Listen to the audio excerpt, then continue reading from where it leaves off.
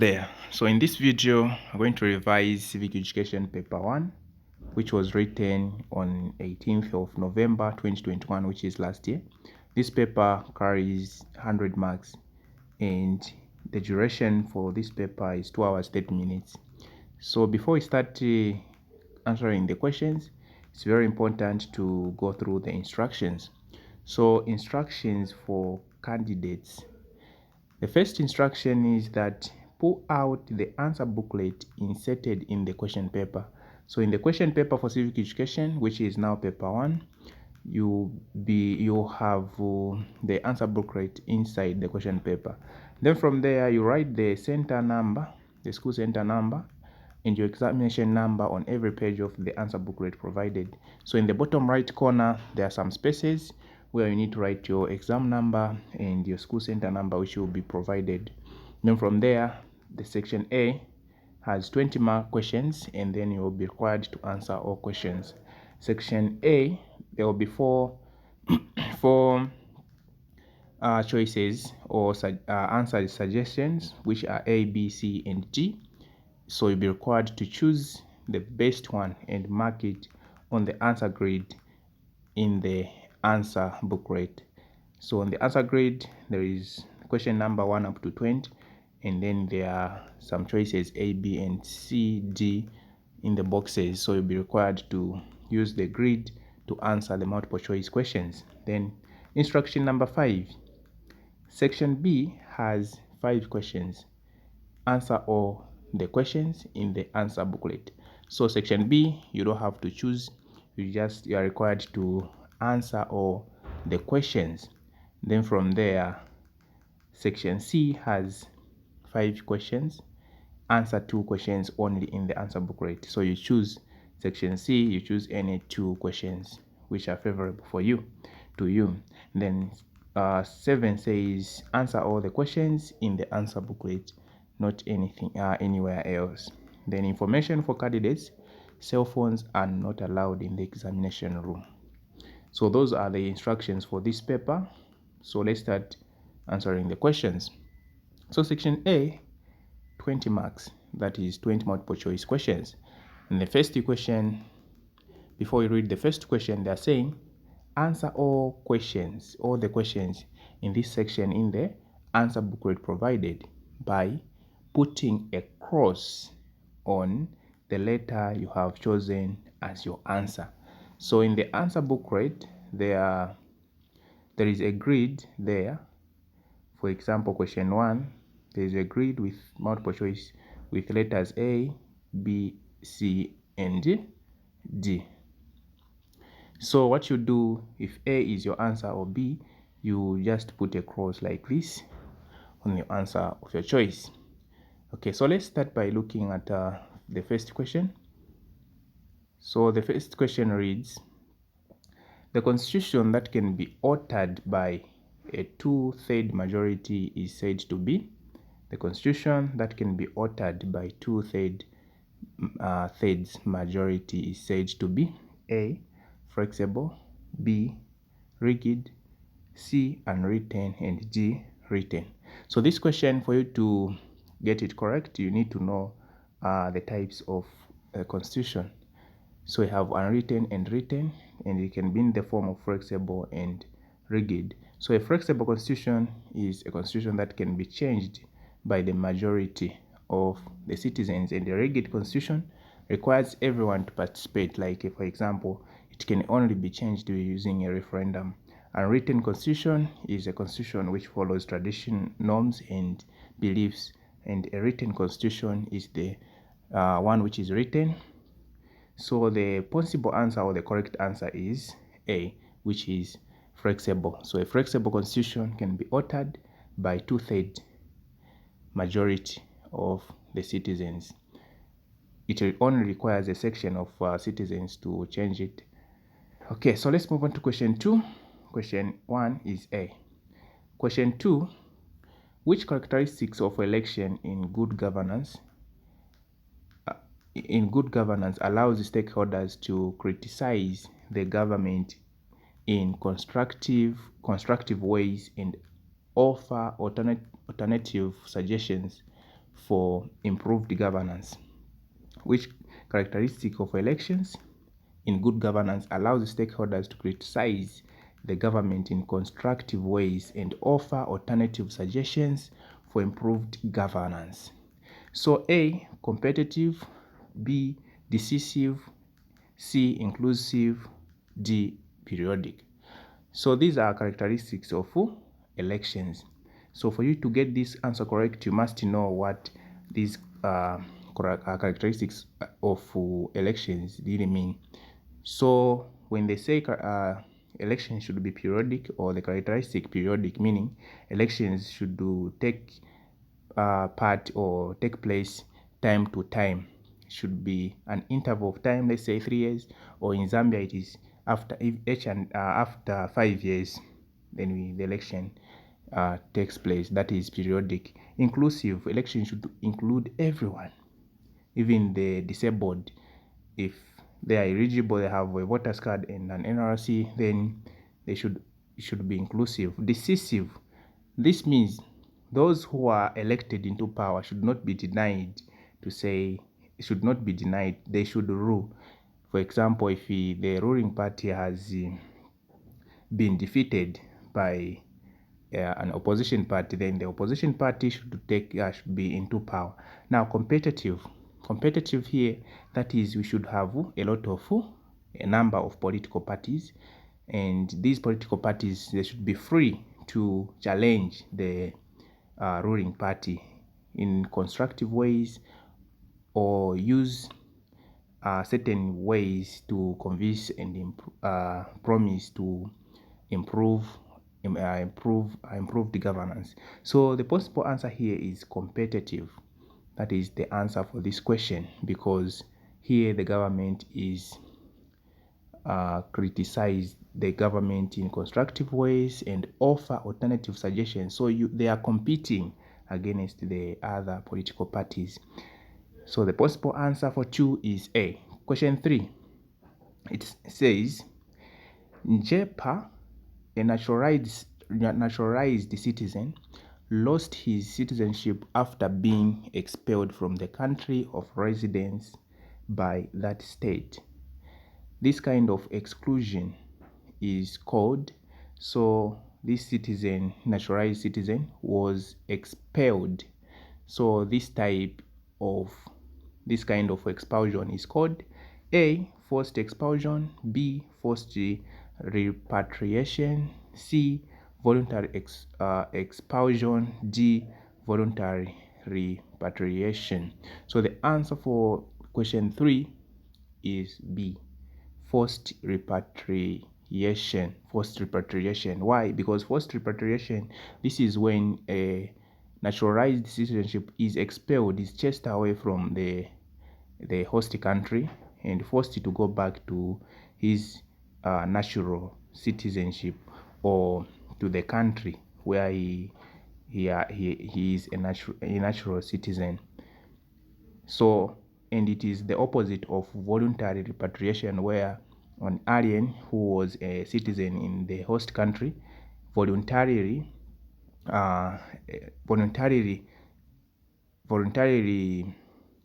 leaves the country and become the citizen, or a natural citizen of his own country, or his first country. That is voluntary repatriation. But the answer for question 3 is forced repatriation. That is, this person was expelled, so he was forced. So it is forced repatriation. And then we move on to question 4. Question 4 reads, the following is true about civil and political rights except one. So all these A to D, they are true about civil and political rights except one. So they are looking for the one which is not part and parcel of civil and political rights. So A, they are saying they allow individuals to seek illegal redress. B, are enforceable in the court of law. C, compel the government not to interfere with the law. D, do not cost much, hence they are enforceable. So for this question, we need to know what civil and political rights are. So civil and political rights, these are rights that we are born with. These rights are enjoyed by everyone. The right, for example, the right to life is one of the examples of civil and political rights. The right to personal liberty is an example of civil and political rights. So the possible answer here for question 4, the correct answer is C. They compel the government not to interfere with the law, because civil and political rights compels the government not to interfere with the law. For example, some of the laws like the right to life makes the government not to interfere with that law. Okay, so we move on to question 5. The answer for question 4 is C. So question 5 says the vision of the National Anti-Corruption Policy, which is NAP, is to. So the vision of this National Anti-Corruption Policy is to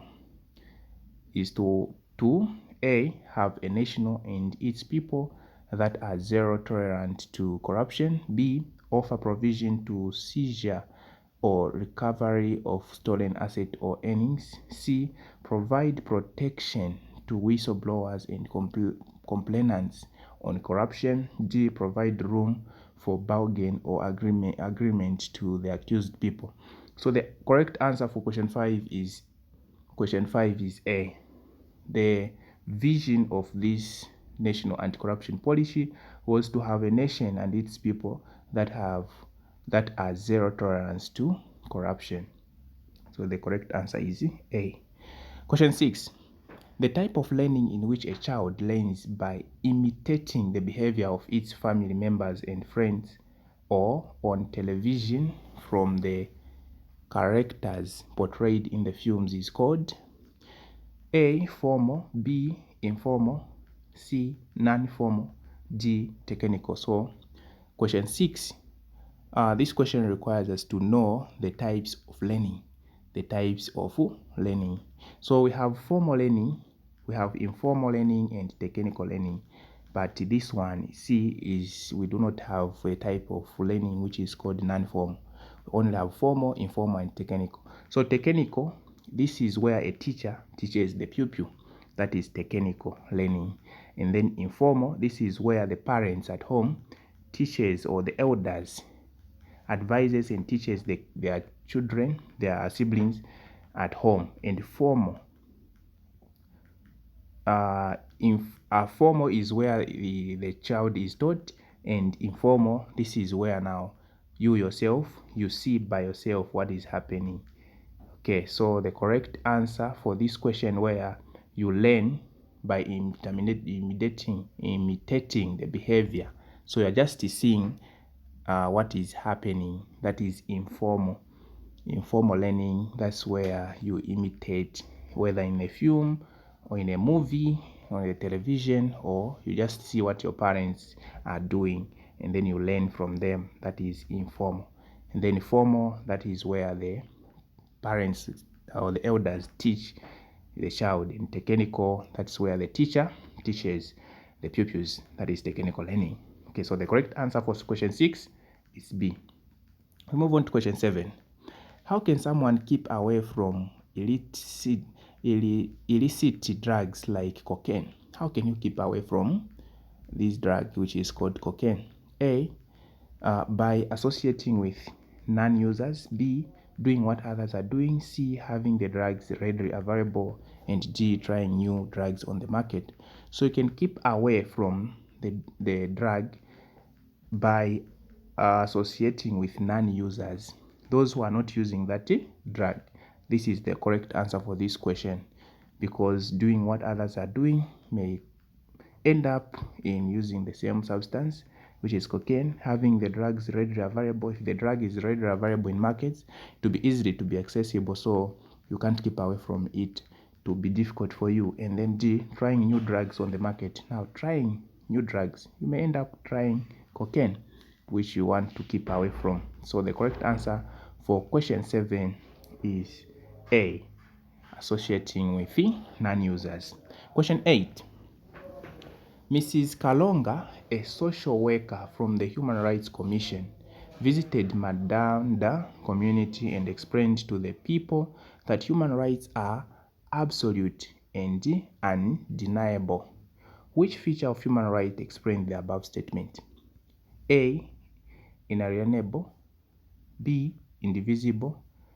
C. Inherent. D. Universal. So the correct answer here for question 8 is A.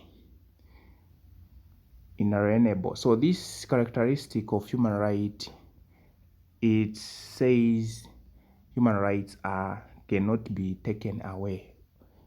They cannot be denied, undeniable. They are undeniable and absolute. Indivisible, that is, you can't divide to say this group we give them these rights, the other group you give them different rights. So you can't divide the human rights, that is indivisible. And then C, inherent, we inherit the rights from our parents. Universal, everyone is entitled to human rights. So the correct answer for this question is Z, inalienable. That is, you cannot deny them to someone. Correct answer for 8 is A. Question 9.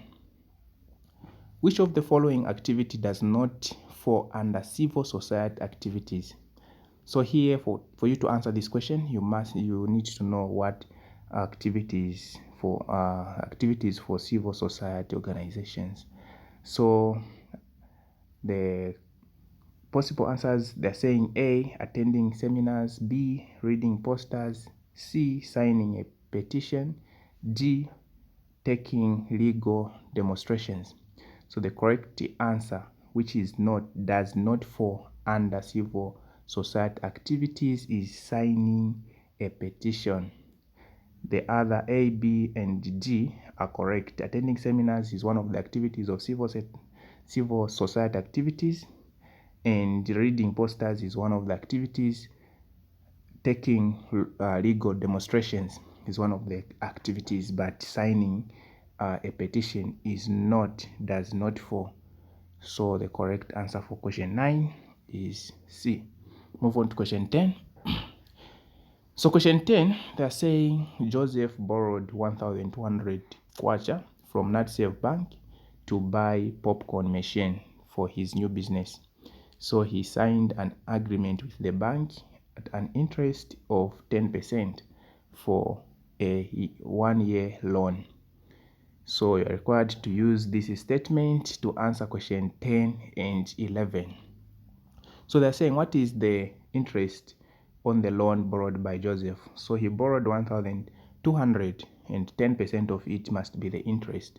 So what you do, you simply get 10% of 1,200, which is 120. So the answer is B. That would be the interest. The answer for question 10 is B. So we move on to question 11. How much was Joseph supposed to repay the bank after 1 year? So the amount that Joseph is going to repay is the amount he borrowed plus the interest. So the interest is 120. So plus 1,200, that will be 1,320, which is A. 1,320, because we're just adding 1,200 plus 120, which is the interest. So it will be 1,320, which is A. So we move on to question 12. Question 12 says, the Citizenship Advice Brewery is a branch of the Law Association of Zambia that offers litigations on a pro bono basis. Which of the following statement best explains pro bono? So the statement, they're looking for a statement which explains what this term pro bono means. So for you to answer this question, you must know the law association, which is called Citizens Advice Brewery. So this institution is simply a group of lawyers who give or help the citizens, the community, legal services for free. So the meaning of pro bono here is that is for question 12 is C. they offer free legal services that every lawyer offers to the community. That is the meaning of this term pro bono. Then question number 13. Mr. Machishi, a civic education teacher, asked his learners about the best way of combating gender-based violence. Which one was not the best way? So among the four possible answers, one is not the best way, but the other ones are the best. So we must choose the one which is not the best way. That would be a correct answer to combat the gender-based violence. So they're saying A, assisting couples to discuss and resolve their problems. So that is the best way. We need to assist the couples to resolve and discuss their problems. B, divorcing a spouse who is troublesome. So divorcing a spouse is not the best way of resolving a problem. C, reporting cases of gender-based violence to the police. Yeah, we need to report cases of gender-based violence. So that is the best. And D, speaking out about the problem. Yeah, we need to speak out about the problem. We don't need to keep quiet. We are seeing someone is suffering, is being violated in a marriage, then we keep quiet. Then that is, keeping quiet won't help, but speaking out may help. So B is not the best way. Divorcing a spouse who is troublesome. We must look for ways, we advise and tell that person to change if she is troublesome. So the answer for 13 is B. B is not the best way. Question 14. In a situation where there is violence among political parties concerned during campaigns for an election, there is likely to be hatred and conflicts among members of the parties. What is the best method of resolving such conflicts? So here we must be aware of the ways of combating conflicts. So among all these, A, B, and C, and D are some of the ways we resolve conflicts. So arbitration, counseling, litigation, and mediation. So arbitration, this is where we need an arbitrator, a trained personnel to help us resolve our conflicts. Counseling, this involves, especially in individuals, if we have a dispute between two people, then we look for a counselor, especially an elderly person whom we trust and who is neutral. Then C, litigation, we go to courts. Mitigation, we simply look for a third part. We come together and sit and we look for some solutions and we come at a neutral point. That is mitigation. So the answer for question 14 is D. Mitigation is the only possible or the best way of resolving political parties, because those who are in power, if we say litigation, those who are in power may, it depends to the type of government, may have also influence on the court of laws and judiciary. So litigation is not the best way. Counseling, this qualifies to two people, but here we have political parties. Arbitration, this also looking for a trained personnel, is not the best, but the best is mitigation. These two political parties should come together, sit and come at the neutral point. So the answer for question 14 is D. Question 15. How can you resolve cases of child labor in your community as a social worker?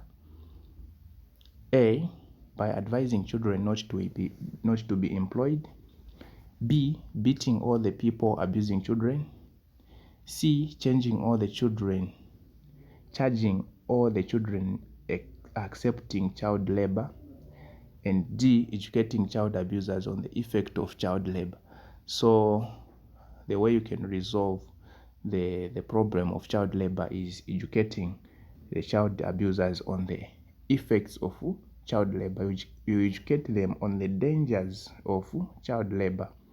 Okay, that is the best way. That is the only way. Okay, so D is the answer for question 15. Question 16. Which provision of the United Nations Convention on the Rights of the Child, which is NCRC requires the government to assist a child not to get back, assist a child to get back the identity that has been unlawfully taken away.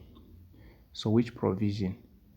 So the provision is basic health and welfare.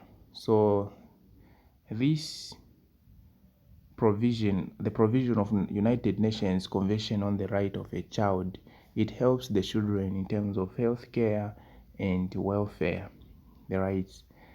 So these ones, civil rights and freedom, these are also done, but in most cases, United Nations Convention on the Right of a Child deals with welfare and basic health of that child.